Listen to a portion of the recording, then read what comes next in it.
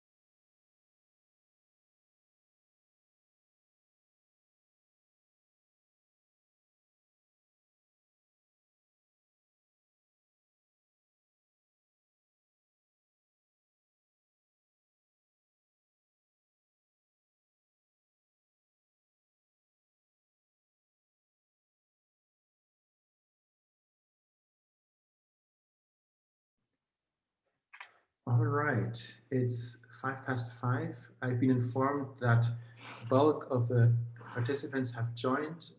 There might still be some folks joining, but I think respecting all of your time, we want to get going straight away.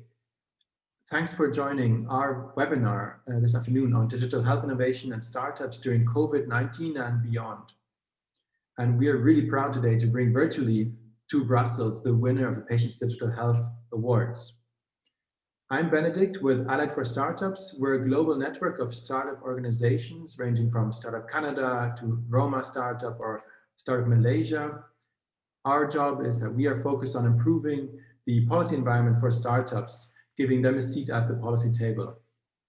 And it goes without saying that in a year of COVID-19, now is more important than ever for digital health innovators, policymakers, the decision makers, patients, payers, and civil society organizations to work together to reduce barriers to innovation, to empower our startups to scale up, provide their solutions, reduce barriers along the way.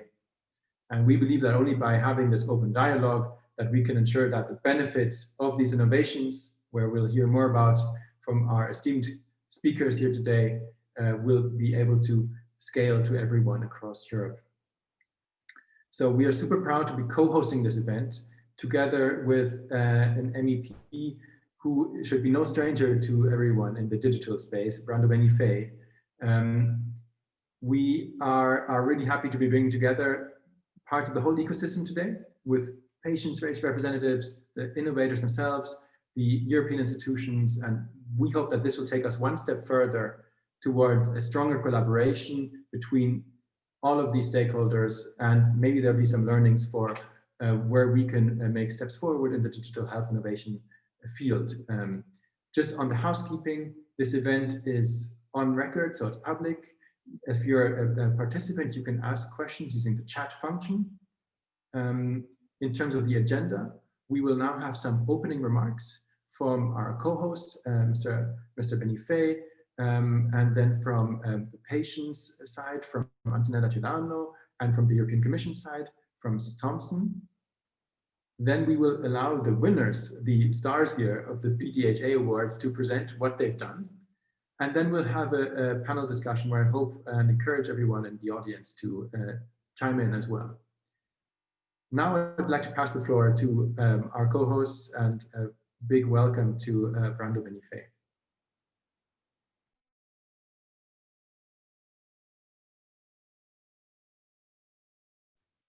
You are still muted. Yes, now you should be able to hear me. Thank you very much. Thank you to Allied for Startups for deciding to organize such a useful moment of exchange. I have to say that I've worked with Allied for Startups for many years already, also in the past mandate, and it's always a pleasure because it's a function of bringing startups to the table, as was said earlier, is very useful for us as legislators to have occasions of hearing, of discussing with them. And I'm looking forward to the results of this debate. I have to say that unfortunately I will not be able to stay all the time. I'm probably going and come back because we are having in these hours discussions and decisions on the European budget that I need to attend, which will be hopefully very important and useful also for delivering a better environment for startups in our continent. Startups can put in place innovative ideas to create more efficiency, reduce costs, and allow in this field that we are talking about today, healthcare, to focus on patients, especially in the extraordinary year of COVID-19 with a great global health crisis. Startups are for sure very important to find patient-oriented solutions and ameliorate the existing ones. So bringing virtually the best startups to Brussels is essential.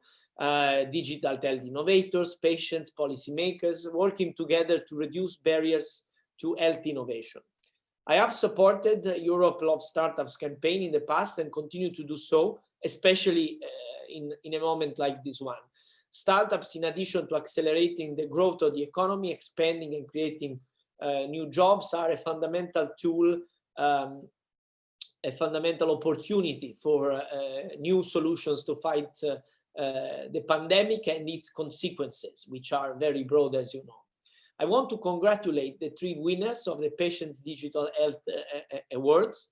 The best project, Pink Trainer, COVID-19 solution, the track pediatria, and best idea, Orpheus. But I will not go into the details of them because they will have time later. It will be interesting for sure to see how the winning projects can improve the lives of patients, of healthcare professionals, of improving in general the healthcare with also with a digital element. It is the duty of the institutions to support these organizations and these projects, fighting against unnecessary obstacles. Our health systems are still too often locked up in national silos, also when it's about looking at the best practices, and the telemedicine, AI, digital therapeutics. These are fields where we need more cooperation and the circulation of the best ideas and best projects. Digital health has enormous potentials, but the chances of success for startups still depends on the capability of the EU and the member states to enable solutions for them to thrive. For example, with frameworks regarding reimbursements, the e-prescriptions, the interoperable electronic health records, etc. Just to mention a few topics. Startups, I think, in this field, with this context, they think global from day one. They are not confined in a single country. So that's why we need to have a more united European context for them. It's as I said, it's affecting many different areas, as we have, I have to say, many EU initiatives that are important. Let me mention to get to a conclusion 2 important initiatives: the EU for Health, 5.1 billion euros for actions regarding digital transformations of health systems that are part of this effort. And this means obviously improving prevention, diagnosis, treatment, monitoring, and management of health-related issues. Also, for example, on the monitoring and working around the lifestyle habits that impact health. So this envelope is very important through the EU for Health, and also the European health data space.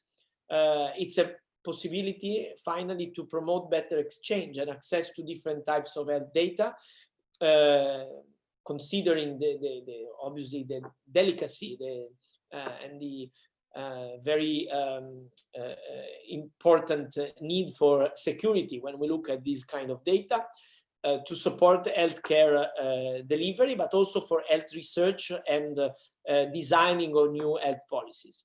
So we have potential to go in the right direction, working with startups, helping them. And I think that the EU is going in a good direction, is finally realizing that it can have a better potential if better equipped with instruments, with financial support, with building of ecosystems in the way that is needed. But we need to push in this direction much more. And so it's very important that we work together, and we have, I mean, organizations like Allied for Startups that help us in this sense. So thank you very much. I'm very happy to be a host of this event, and I'm looking forward to also the results of this discussion. Thank you. Well, thanks so much, Rando, and we all keep our fingers crossed that you managed to secure a big budget for digital health as well. Hard to think of anything more important these days. And I've taken note of a few initiatives actually you've mentioned, which I'm sure Carrie will be able to talk about more in a moment. But before we move to Carrie, maybe we want to pass the floor to Antonella from the patient's side to explain to us why they are so curious about working with the startups and what's the background to this award that they have given to these three amazing projects. Antonella, the floor is yours. Thank you. Good evening. I'm delighted to be here today to discuss with the policymakers, thank you, Brando, and the innovators, the value of digital health innovation. I'm the president of the Italian National Association of People with Rheumatological and Rare Diseases. And today I'm very honored to represent the network of 50 patient organizations, 48 Italians and 2 EU network. Patient organizations involved in the Patients Digital Health Award. The first and only experience in Italy and Europe so far of a digital award totally managed by a wide network of patient associations that scout and reward those digital innovations that, according to their perspective, have actually improved or will be able to improve our lives. I mean the lives of people living with a disease, as I am. An award this year at its 3rd edition that make patients the drivers of digital transformation tailored to their own needs. This challenging but very exciting and let me say visionary project started a few years before the pandemic, and it showed the enormous value of digital technology. This project was able to decline an innovative approach to healthcare that a large and growing number of patient associations in Italy have been driving in partnership with the Digital Health Academy and the MSD Italia Foundation. For the first time in 2020, the project opened its doors to innovators from all European countries, with the endorsement of Allied for Startups. The COVID-19 emergency has taught us that digital can be human because it brought us together when we were apart. It allowed emotional ties to remain strong and enable network of people to remain alive and active. We have also understood that the growing need for health cannot be separated from the answers that come from the digital world. It is therefore important in care processes to design new organizational and relational models, and we do believe all players in healthcare must contribute to this transformation.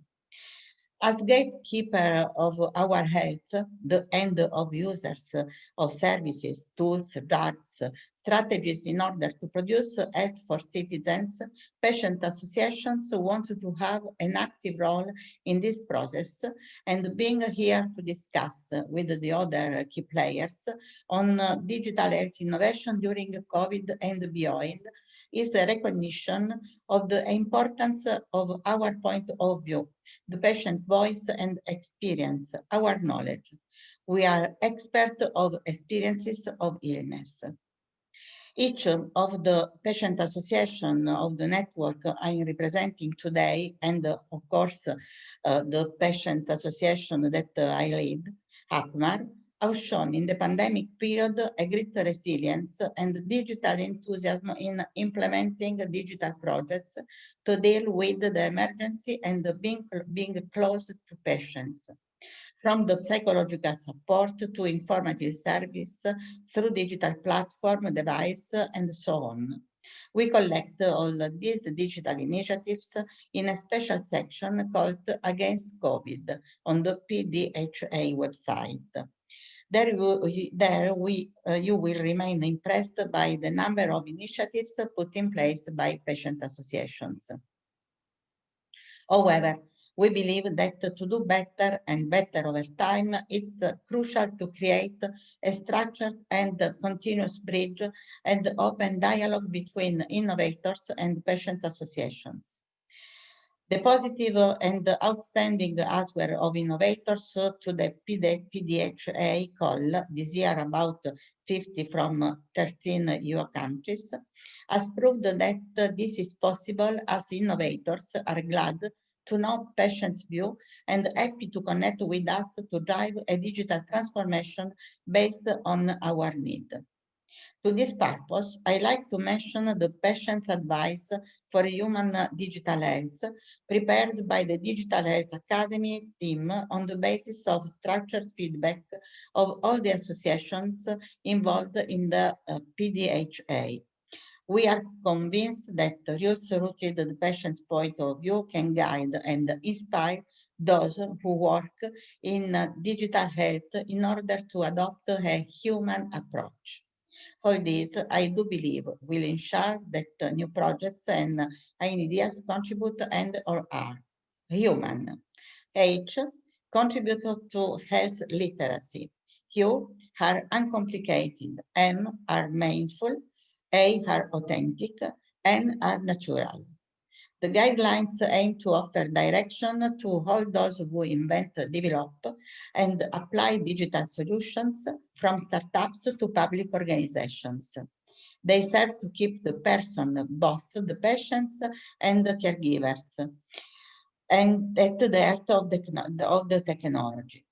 Patients have a great many positive expectations in digital innovations, such as to increase adherence to treatment and therapies, achieve greater personalization in the management of living with the disease, reduce errors, reduce the time and the complications of the current health organization, and find the new solutions to problems that are as yet involved. There would appear to be sometimes futuristic and optimistic expectations today more than in the past.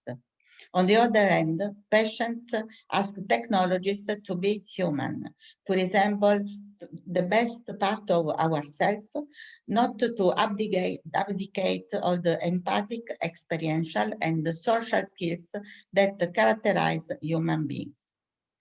To combine these objectives, the key work is collaborations and partnership with innovators, of course, but also policymakers that have a great role and responsibility in shaping an environment able to support not only the development of digital innovations, but also the access to them for patients. Thus, to conclude, I'm happy to see all the key players sitting in this virtual roundtable and ready to give our contributions as patient associations here and in the future to build together the new normal. Thank you. Grazie, thank you very much.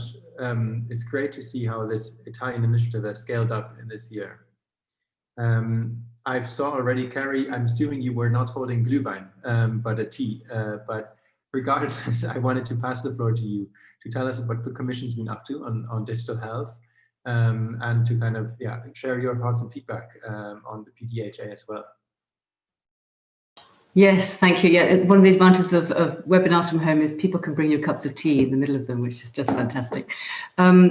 I just wanted to say, well, first of all, to say thank you very much to you, Benedict, and Allied for Startups for the invitation. I'm really honoured to be joining Brando and Antonella in this panel and supporting this, what looks like a very important set of awards, both to, generally find solutions that can support patients with their quality of life and healthcare outcomes, and also to give encouragement to the community of startups, which I think are both of which are extremely important. So maybe I could just start as well by congratulating the winners. I'm really excited to hear about your elevator pitch that will come shortly, and to hear how your products are going to work.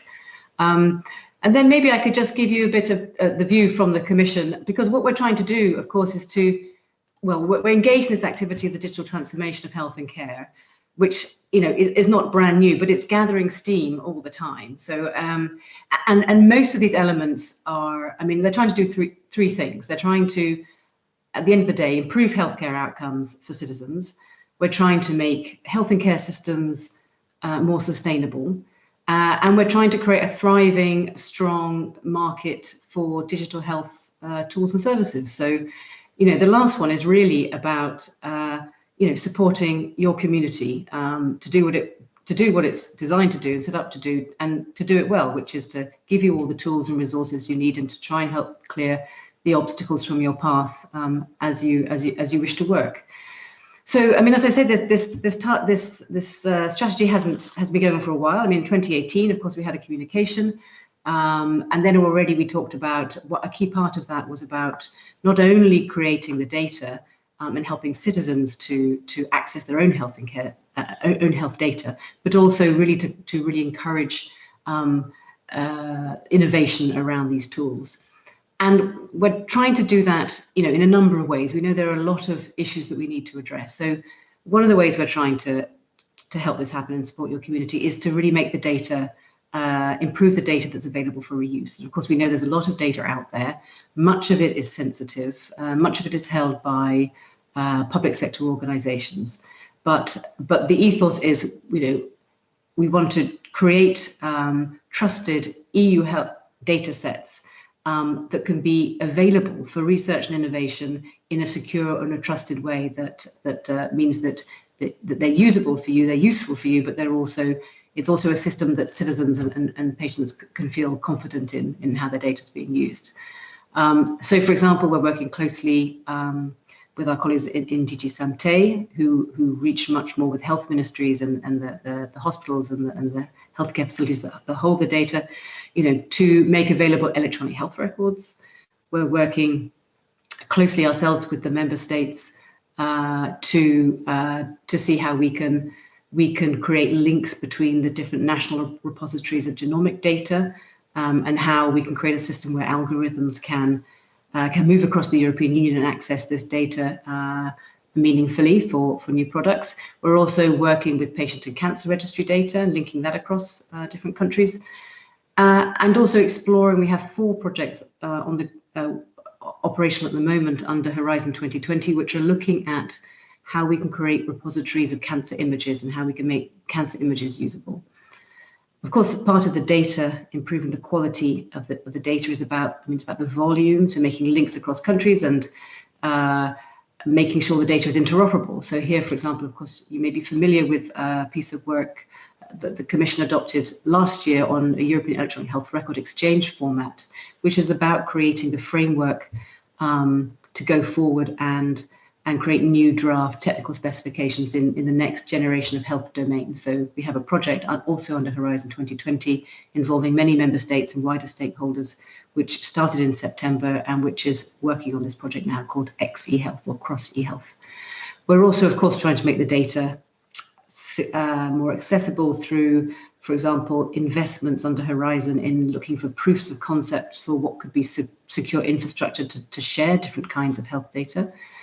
And then, of course, through the new and forthcoming Digital Europe programme, which will start next year, assuming we get an agreement on the multi-annual financial framework, which Brando, I think, was just off to work on, then we will hope to deploy where we see there are successful infrastructures.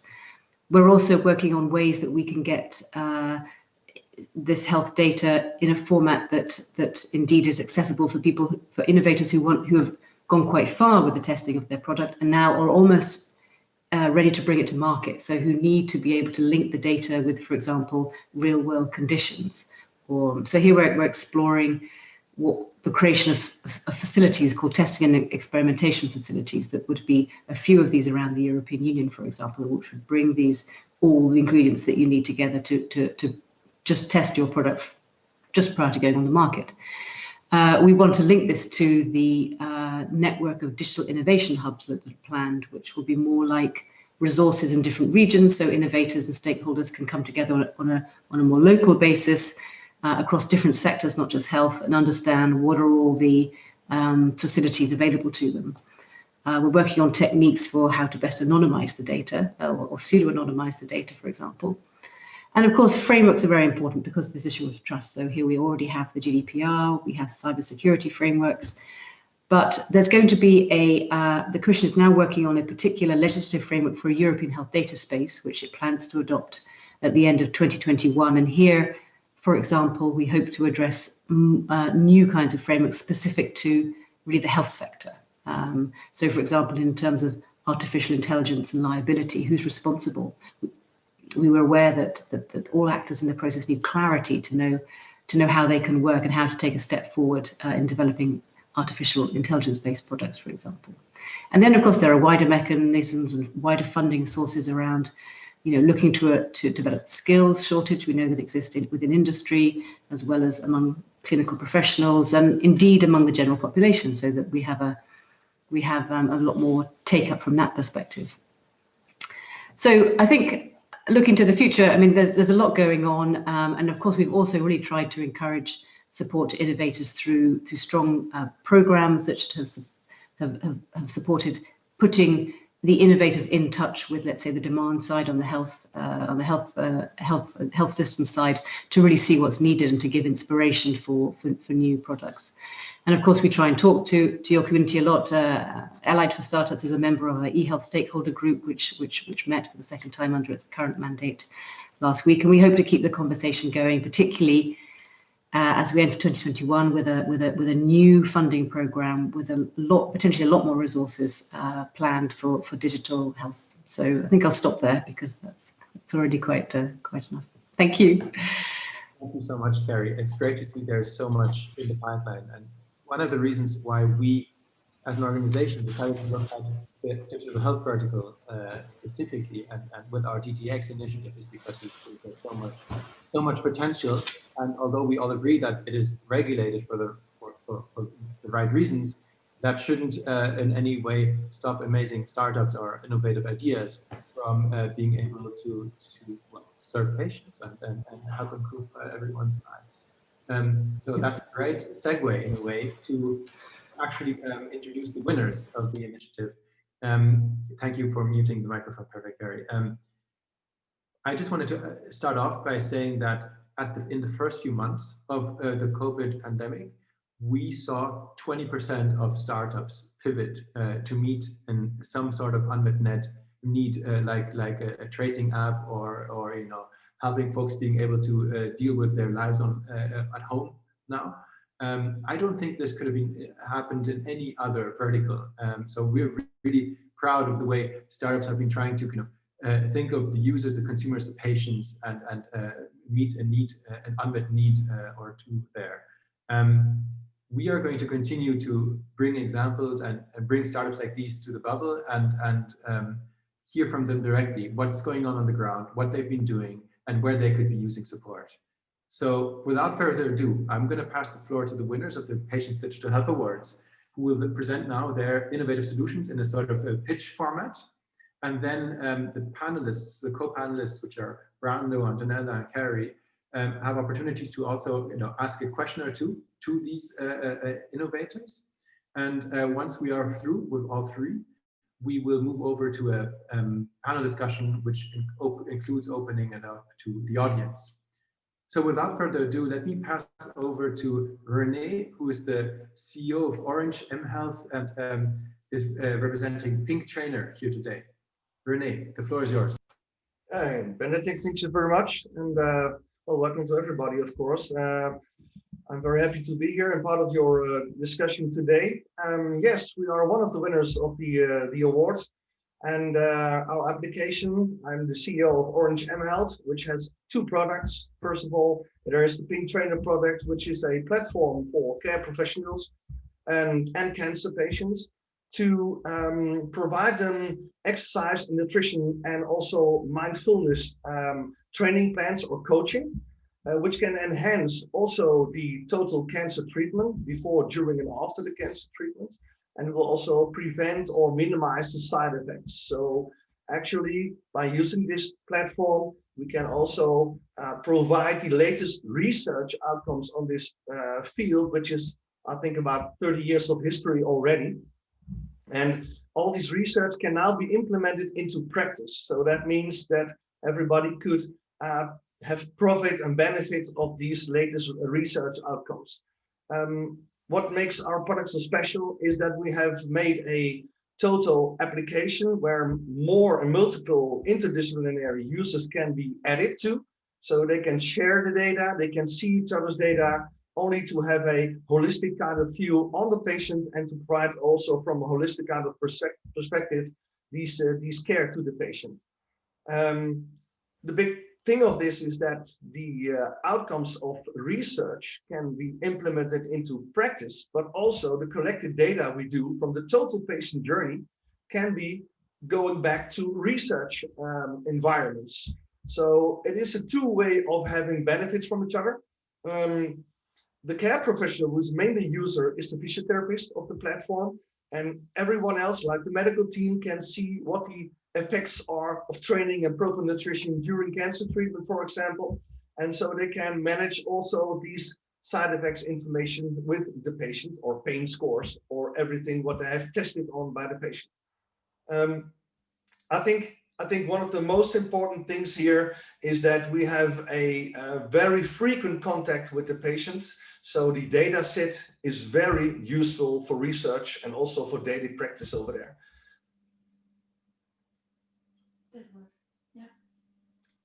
That's for now. Fantastic. Antonella or Carrie, do you have any immediate question to Renee? Otherwise, I'll fire. You fire first, and then we. Super, Renee. Let me ask a quick fire question. You mentioned kind of the trust. How, you know, that must be kind of the A to Z, the most important thing to establish trust with your users. How would you go about that as a startup, establishing trust with your patients?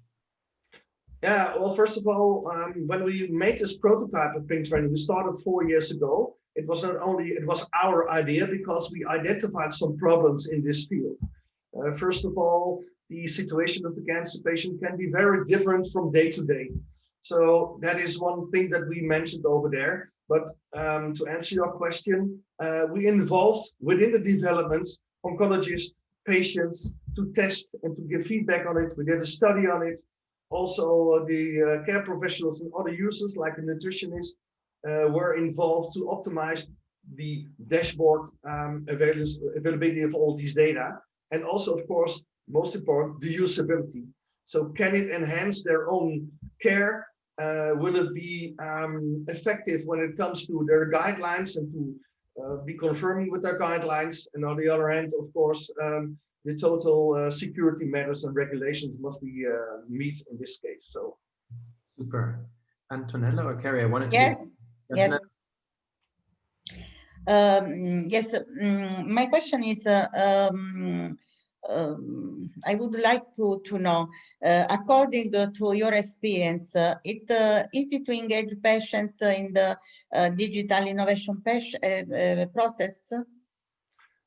yes, we did a lot of studies and also testing procedures with all these patients. First of all, we started with breast cancer patients, but still we are, of course, evaluating our program with feedback from the patients. And in this case, for example, we have more than 80 years old few patients which have lung cancer, and they are still using the app. They want to use it every day to give their information back on side effects, on doing their exercises, and to sign in for what they experience on that specific day. So yes, we keep on having that contact with the patient to every day again learn from them and to can rebuild things or to optimize things if it's necessary. fantastic. Carrie? Thank you. Yes, thank you very much for your presentation. Can you, have you already given thought to how your SME will work across into other countries? I mean, and what exactly that would involve and how easy that would be to do, and what you see as the obstacles? Yeah, thank you for the question. This is really great because before we won this award, we also won the European Cancer Award for the Susan Komen Association and Think Pink. And that gave us some introductions and also some attention, of course, in other countries. That means that from the Netherlands, we have also set it up already in Italy. There we're also having our first clients. But in Germany, there are first contacts, and we are starting from January on in Australia. And so it's going to scale up right now, which is very necessary, of course, for a startup. And when you look at all these different countries, there can be also within the translation different kind of aspects that people experience. So like how you want to talk to them, or what text you have to use, or the regulations because of data protection in Europe looks the same, but in Australia we have to put new servers on in Australia, for example, to run our application over there and meet these regulations. Does it answer your question? I find that really interesting also that a startup is going to, before it is in the whole of Europe, scaling to Australia, which is something I'm taking note of, and maybe you can share more about that in the discussion afterwards. And for now, I thank you, Renee, and I'm passing the floor to Ettore, who is the director of the technology department at the Trento Health Authority, and he's here representing Trentino Salute 4.0. Ettore, the floor is yours. Okay, thanks. I'm Ettore Turra. As you said, I'm the CIO of the APSS Trento, the local healthcare delivery organization. So I am on the demand side, and I've been invited as a part of this team, which is called Trentino Salute 4.0. A little bit long, probably, for the not Italian. The team who developed the app track pediatria, the solution that's been awarded in the category for solutions for the COVID-19 category in the PDHA award. The other partners of Trentino Salute 4.0, so this team, are the FBK, a big research institution here in Trento, and the local healthcare authority. By talking about the track pediatria product, actually this product is to allow our pediatricians to perform remote on-demand consultations with their patients and also the relatives, so the consumers, let's say, of their services. The app was important for the pediatricians, especially during the pandemic, because they maintain the continuity of care, of course, and they have been able to minimize avoidable contacts with their patients and their consumers.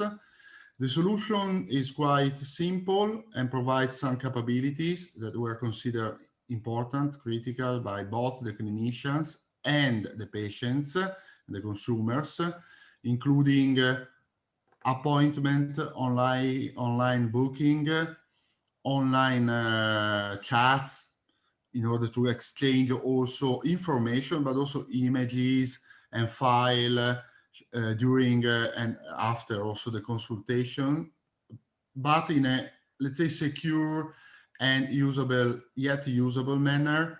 So the app was a valid, let's say, replacement to the consumer products that they were using in the first days of the pandemic, like WhatsApp, for example. For them, it was like using a consumer product, but with a secure access to their clinical documentation. Interestingly, the app was developed through an incremental process who involved the consumers since the very beginning of the idea definition. And during the, let's say, the subsequent pilot phase that involved 60 patients. As a result, the pilot has shown a high level of satisfaction from the users and the users and the patients, of course, that has been both also, we obtain a lot of feedback from both the group through some surveys, focus groups, and other, let's say, meetings. Now the track app Pediatria is now industrialized and in the course of full adoption, both in terms of, let's say, technical preparation, but also in terms of communication and distribution, so deployment of this, let's say, innovation across our pediatrician community, which is made by more than 80 clinicians and their, let's say, many consumers, so patients. So that's the idea of the product. If you have any kind of question or curiosity, let's say. Oh yeah, I'll pass that over straight away, but I'm also informed by my amazing team behind the scenes that we are already running behind the schedule a bit. But maybe Carrie or Antonella, do you have a question for Ettore? Yes. Fantastic. Yes, Ettore, in pediatric area, how is easy to involve the patient?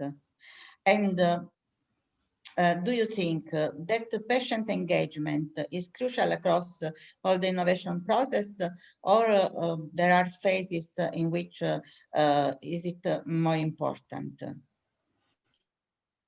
And it's crucial all over the just a moment, Ettore. How long it took since the original idea until now? Mm-hmm. Okay, the patients, in this case, also the consumer, so the patients and their parents, involvement is crucial throughout all the process, the development process, from the idea generation, the first design of the user interface of the service, and throughout also the current deployment phase. Of course, we continue to collect, gather important feedbacks in order to continuously improve the solution, because until this solution will be used, it will be never finished, let's say. In terms of timing, we started at the beginning, let's say, of the pandemic. It was April, and then the pilot was performed in June, July, and the deployment phase started in August, September, and is now, let's say, completed in terms of deployment of the solution in the pediatric community. What else? They consider The patients consider very important the usability. They consider important the time that they have been able to avoid for, let's say, avoidable contacts, like the sort of follow-up visits that probably are a little bit less important to be performed de visu, so on site. In selecting the right consumers, let's say the early adopters, the pediatricians, probably in the pilot phase, they consider also let's say the digital dexterity of these patients. They already have performed some activities on consumer products like WhatsApp, but now in the deployment phase, they are more keen on let's say, distributing, offering this kind of approach to all their patients, or the most of them. So actually, in terms of utilization and usability, the feedback that we obtained was very important. And without the patient feedback, it was not actually possible to perform this kind of activity, even in a pilot phase. Fantastic. Thank you. I will invoke my moderator's privilege and maybe Carrie, for the next speaker, you can ask a question, because we need to make sure we stick to the schedule a bit. I'm very impressed, Ettore, that because obviously when we think about startups, we often think about teenagers in a garage somewhere, but this is actually happening in cooperation with the local authority, which I think is really exciting, that really innovation is everywhere, and maybe we have to challenge our assumptions here a bit. Let's move on to the last but not least final winner, Giuseppe Meo, co-founder of Hasisto, and he won the idea category with Orpheus. The floor is yours. Thank you to everybody. I will speak about our spin-off, is Hasisto. The idea of our spin-off is to make platform from e-health domestic health. So we was born in a hospital, and we are trying to translate the paradigm of the hospital, the protocols in a home environment. What we do? We think that the health in the next year will translate from a home hospital-centric in a distributed centers. The best center for the patients and for them caregivers is home. So we hope that we can do a better health support in the home of everybody. How we do it and why we are going to do it? Because after COVID, without COVID, there was a great problem, a demographic problem, that the elders are more and more. If you think that a few years ago, they was 50% and now are 30%, you think that they cannot be assisted in a hospital manner. They have to be assisted in a home environment. We are the founder of this spin-off. We are almost researchers of different areas. What we did? We did a platform that collects from the home all the significant data, transmits the data to the server of the hospital, of the clinic, or the sanitary personnel that is involved in the care, and then makes two things. Transforms the data, the signals, in information. You have to have a crisis, epileptic crisis. You are going to have a pressure that is could be an illness that is coming. So we are trying to translate numbers in information, useful for all the caregivers, formal and informal, involved in the care. We also noticed that the caregiver in a home environment aren't of the same nationality. So the platform is born as a multilingual platform.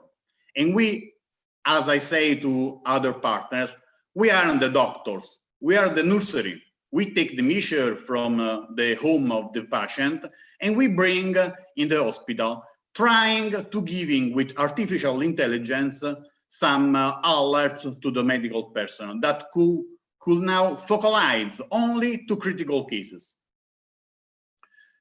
what we did. Of course, we were involved also in COVID, but we are involved also in many projects that was transversal to the domestic environment and had good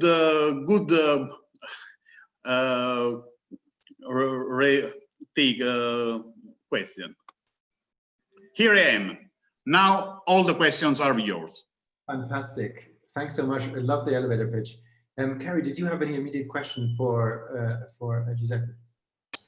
Yeah, thank you, Giuseppe. I think it's interesting because it sounds like it really helps correspond to this idea of reducing costs by shifting and monitoring out of hospitals and keeping it in the community and in the home. I just wanted to ask about, so it's different kinds of data that comes through different devices. So I wanted to ask the question that Benedict asked for the first project, which is around the trust issues. How did you resolve those in the context of this project? What sort of security mechanisms did you put in place? For the security, we have an expert that is an expert of cyber security. All the data are transmitted secure and anonymized.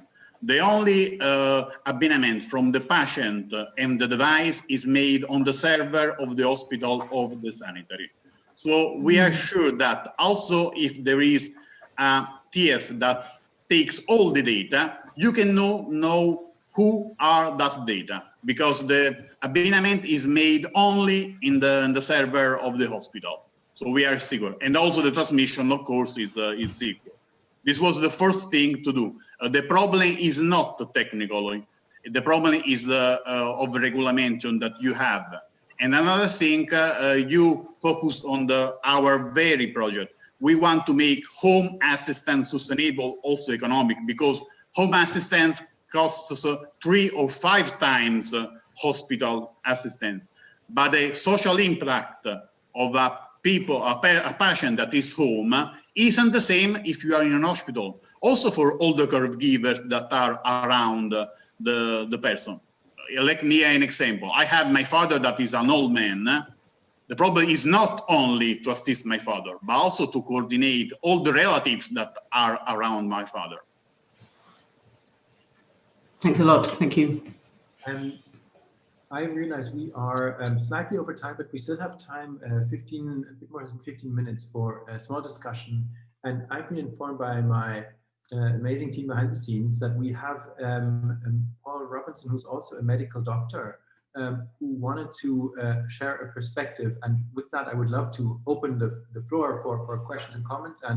And maybe, Paul, you can give us an on-the-ground experience and also tell us about cooperation between patients and startups in this critical moment for digital health.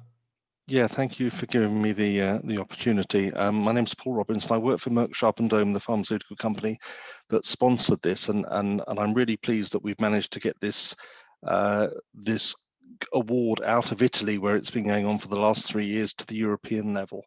And we'll continue to spearhead this if we possibly can. I'm also a doctor, and so I've been doing an awful lot of teleconsulting with my patients.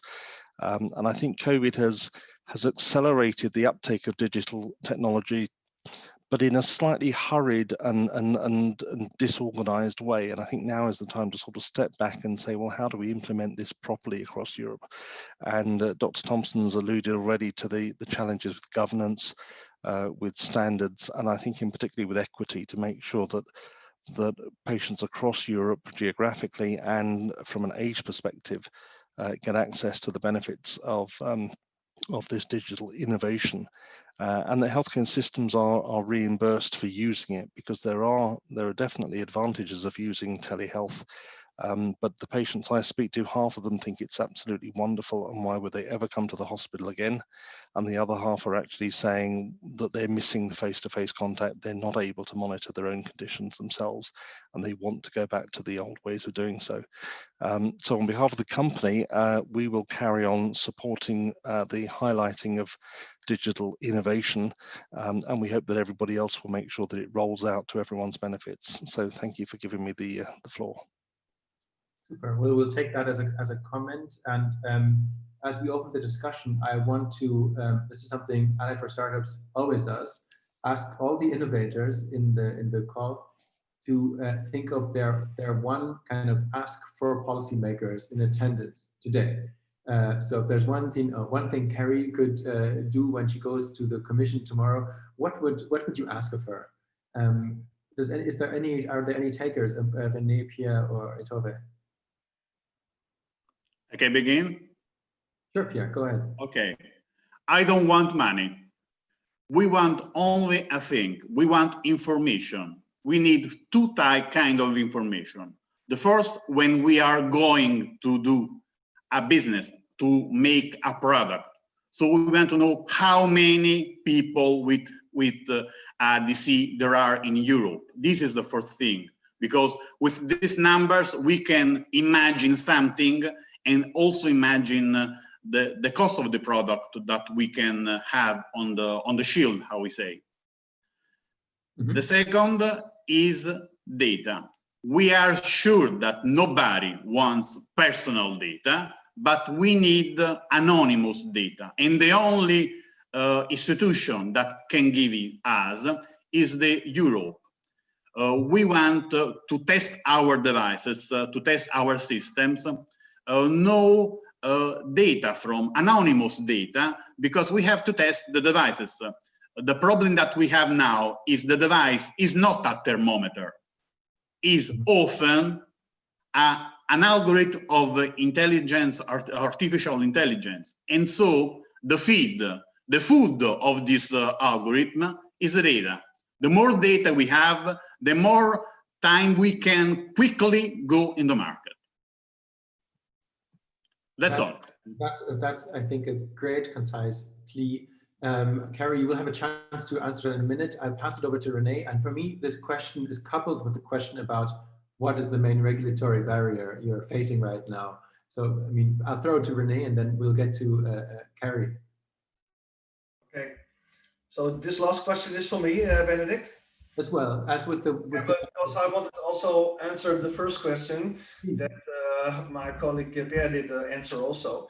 Well, as a startup, you come through many hurdles to take when it comes to regulations, when it comes to security matters, when it comes to, well, all these kind of things. And you only have a short time because you spend your own money in it. And when it's not working out, then of course you have to stop this thing. But that is not the thing I want to mention right now. I think when we started this, we had one dream. And the dream is that training and proper nutrition from diagnosis on during the cancer treatment would be a part of standard care. It is also being implemented worldwide, standard care, but will also be paid by the insurance companies. And by us in the Netherlands, we call it the basic insurance. So you can go to the hospital, we can recommend it to follow these training sessions for the care professionals like physiotherapists who do their job on this specifically. And when it comes to the model of Porter, talking about value-based healthcare, there is a good investment on the front side to enhance, first of all, the quality of life, enhance the outcomes when it comes to the cancer treatment, chemotherapy completion rates, outcomes, also radiotherapy, and it reduces all kinds of secondary pathways of illnesses like cardiovascular disease or neuropathic syndromes. It's all to be prevented if you go and train properly from the start of the diagnosis from your cancer. And we all are involved with cancer around us, unfortunately. So these people, these care professionals are very important to also be awarded and rewarded for this specific thing because a lot of patients cannot pay that for themselves. So if it's possible from a European Commission to support this over all these countries, then this would be a very good thing to be discussed. Carrie, I want to give you a chance to respond straight away. To both the first two. I've been writing it down with my pen.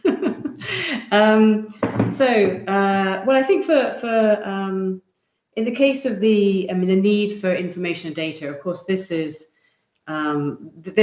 directly where Connect in particular is working hard to try and create these data sets, and then to understand how they can be best put to use by the different kinds of stakeholders. And I know that we talk about innovators, but actually the needs are a bit different.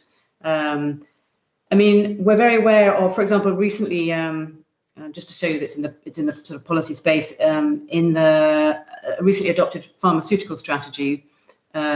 So here we're talking about innovators, particularly on that side, but that can encompass, of course, startups or small to medium enterprises, as well as the big players.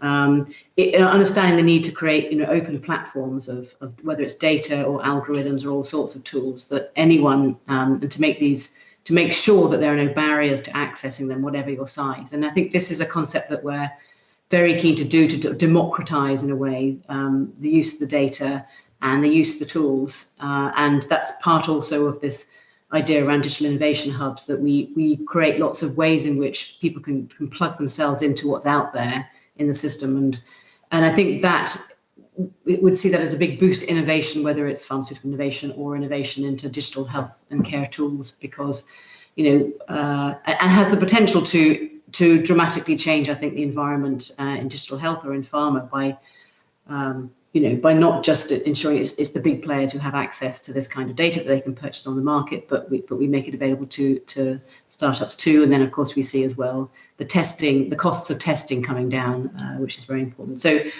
I mean, I think we're very aware of that need for data. So, I think it's still there's still work for us to do in terms of understanding precise needs and then working out the precise policy response and talking to the member states. But I think on the regulatory side, on the side of reimbursement of these tools. So this is a very important discussion, of course. I mean, the background for us is that that's a little bit harder terrain for us to enter in, because the competence for the running of the financing of healthcare systems is with the member states. But the Commission is, understanding that what we want to do is to create a single digital market for tools and services in the digital area. So we understand this means going beyond, traditional ways in which the Commission can intervene. And for example, in relation to telemedicine, where we've seen that this has been taken up a lot over the EU, then there are discussions happening with member states. Won't be based on hard legislation in the treaties, because we don't have that, but based on understanding that everybody wants to make this market work, and to encourage discussions among member states that can lead to, common approaches to how such services are reimbursed, so that it's more so that you create a kind of common framework for using these kinds of tools that's equivalent across countries. I think you also spoke to this issue about investing in prevention tools to reduce costs generally for care. And well, I mean, that is something very close to my heart. I spent time in DG Santé working on the public health issues. I mean, this is of course where we've tried to invest and work with member states around health as well, and the understanding of investing in prevention. But it's interesting that you make that point in relation to a particular digital health tool. So this is something I'm going to take back and have a discussion with the colleagues in DG Santé around, to see what discussions they're having on that area, whether they factor that into their thinking. So thank you very much for that. I will also just quickly give Victoria a chance to answer questions on kind of what would be your one key ask to policymakers in attendance. Well, in terms of, but also the question I asked earlier about how it is the case that, for instance, in the more public sector facing organization, like the one in Trento, how you are managing to get innovation from the inside happening. Mm-hmm. Well, starting from the regulatory probably question, I think that I was thinking that because artificial intelligence is so important, a very promising field for application of technology as related to healthcare, I saw that there are a lot of European startups actually that are already working on the applications based on artificial intelligence. If I think on our side, so on the demand side of the organizations that are made by clinicians and other decision makers, I think that probably we should have more, let's say, strong principles and rules in terms of trust and responsibility. Trust because AI is a sort of mediator of human relationships. So here, the usual regulatory frameworks such as methodologies, certifications, the kind of controls, label, sanctions, and so on, that would be aimed to, of course, socially desirable goals. It would be important. In terms of responsibility, is a little bit more problematic with AA in healthcare. So what's happened if a clinician does not follow an indication of an AI assisted tool in some ways, and then he or she is wrong? Or if, because these solutions are probabilistic in nature, what's happened if, for example, the solution is not defective, but in a 2% of events is not, let's say, responding appropriately in terms of decisions to the right patients. So a couple of ideas. One could be thinking about an introduction of some sort of redress by design. So those kind of situations where a person, a consumer, a patient that thinks to has been in some ways victim of an incorrect prediction could also be provided with an alternative in order also to avoid to obtain a remedy any kind of conflictual litigations among the patients, the clinicians, the suppliers of these solutions. Another idea could be to, because the AI tools is a little bit like pharmaceutical products. So even when they are permitted because they provide some benefits for the entire target group, they can provide some, let's say, adverse effect to the individual. So why do not think about a sort of EMA that exists in Europe for the pharma, also for the artificial intelligence, in order to prescribe post-marketing reviews, I don't know, defining what could be the correct usage, defining, performing risk evaluations, and so on. Because I think that for AI to become in healthcare organization really so intense in terms of usage, actually trust and responsibilities should be better assisted in terms of more defined rules and governance framework, regulatory frameworks. That's actually my probably thinking about what could be done on a regulatory space. Totally, that's a lot, yeah, very thoughtful already. And I can tell you from our side that the European Commission is also looking at artificial intelligence legislation. Since you kind of mentioned the crossroads of sensitive fields, artificial intelligence, digital health, you know, and then Carrie, I know, sits on kind of both chairs and can help us understand it more closely. I will pass the floor also to Carrie before we close, but I also wanted to bring in Antonella one more time to just share maybe a bit of feedback or perspective as to why exactly patients, you know, and innovators are kind of cooperating here now, because, you know, startups may not the first kind of you might be thinking of in health, but why is this kind of, you know, coming together right now? Yes, thank you, Benedict. As I have anticipated in my opening remarks, we as patient associations strongly advocate for partnership between all the key players in digital innovation. we need to create a supportive environment from the innovation production to the access to patients. As emerged in the bootcamp between finalists and jury associations of patients' digital health award, there are still many unanswered questions. Who should pay for the digital services? And how can these digital innovations be integrated into existing or developing telemedicine and techno-assistance systems? And how can we ensure fair access across geographical boundaries and already digital devices? Last but not least, how do we ensure that digital health can be safe and effective, but also human? Patients need care, of course, but also empathy, especially in this historic moment. All questions can only be answered through the work of all the actors in the systems.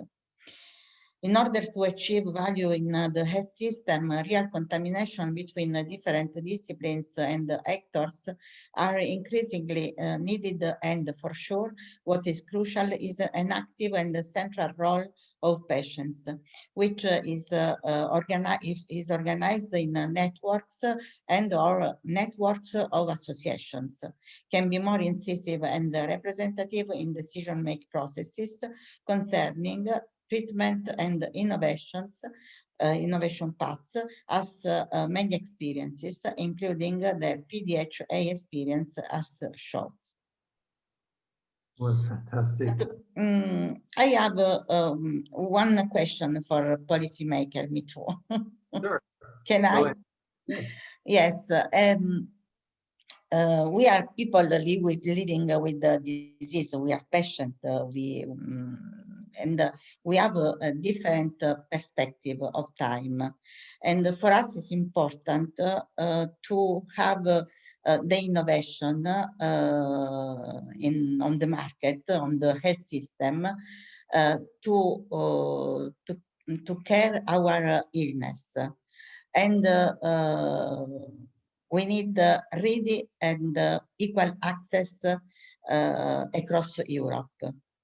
Is important for us, and policymakers can help us to have innovation.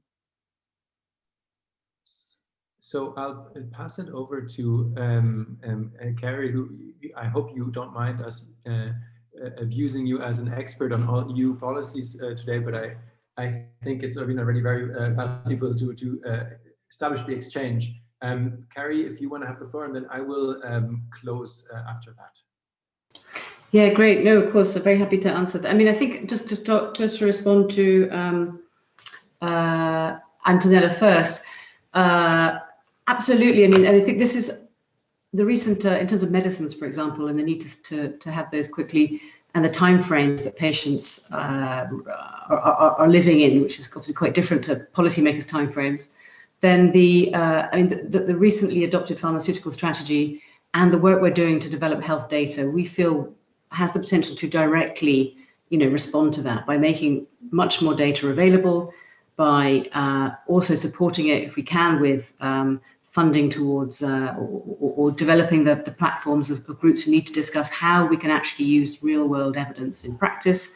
So there's a lot of thinking around encouraging the EMA and the national regulators to take on, in silico techniques and techniques that use the data. Of course, this is sensitive because also, although we want to speed up the drugs, we want to still make sure they're very safe. So, but this discussion is very happening, and the more data that comes on stream, I think the more potential we have to do that, and the more techniques become recognized. And of course, there's a key voice for the patients there, because I think it's essential that they're heard, that it's not just the industry saying we want to speed up, but it's the patient saying, no, we also want to speed up.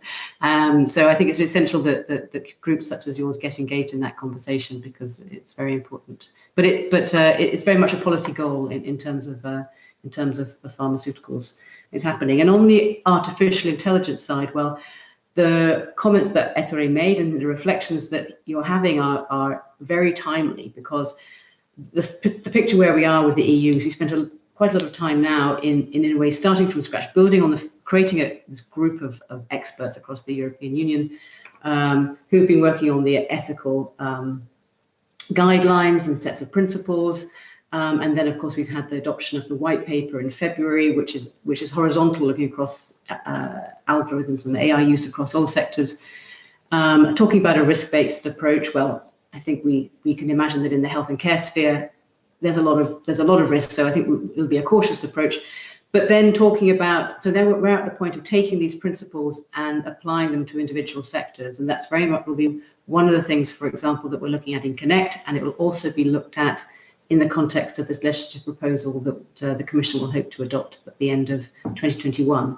So in the course of the coming months, there's going to be a number of consultations asking precisely for your views on aspects such as AI use in health and care, liability aspects, for example. So either directly or, I hope that Benedict Dallas for Startups will be in contact and can keep the community informed of when these consultations are happening, so that everyone can have their say, because I think that this is the moment exactly to be having these reflections and feeding them in a systematic way. That's a perfect segue, Carrie. Indeed, our DTX group will for sure be answering, and that's part of the reason why we are doing this, is to have the thoughts and feedback from folks like Ettore on AI, where we are not always experts, but we know experts like Ettore and hope that they can give feedback. And for us, what we've been hearing so far, especially on the AI front, is that obviously we will make a risk-based approach, and health will for sure be a high-risk application for good reasons. I think our goal is that regardless of where we go, even high-risk startups should have a clear pathway to start and scale up in Europe. And I think that's an ambition we will keep bringing to you in the course of the coming months. For now, I'd like to ask all panelists to give a wave for our social media team as well, so we can post this later on as well. Giuseppe, Ettore, grazie for a wave. Thank you. All right. I'd like to Thanks a lot. Thank all the speakers for their time, even at this late hour and when we have these very short days, and for putting up with me as an interrupting moderator. Indeed, we also part of the eHealth stakeholder group, so we are always keen to hear from startups on the ground and love to bring this feedback into the decision-making process here in Brussels. We want to extend our congratulations again to the winners of the PDHA. We would love to invite you in person next year for hopefully the next European edition of the PDHA Awards, and hopefully we can have these exchanges in person when this is all behind us. For now, I wish you all a good evening, a Merry Christmas, and hope we can all toast to a better and healthy 2021. Thank you very much, and a good evening. Bye. Thank you. Bye. Thank you, and have a good evening. Thank you.